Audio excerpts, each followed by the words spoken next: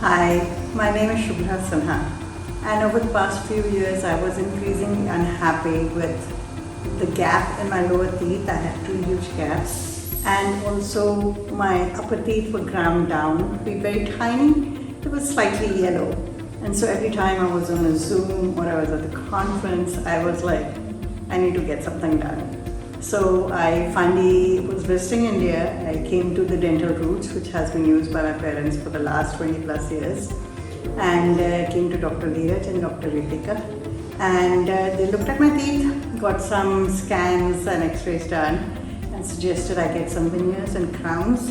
And now, as we said, moti jaise daant. So I'm very, very happy with the final result. It feels comfortable. It feels natural. I love the color, and I feel that it's made a huge difference to my personality also. So I'm really happy with the overall effect and really pleased with the work done by Dr. Ritika especially.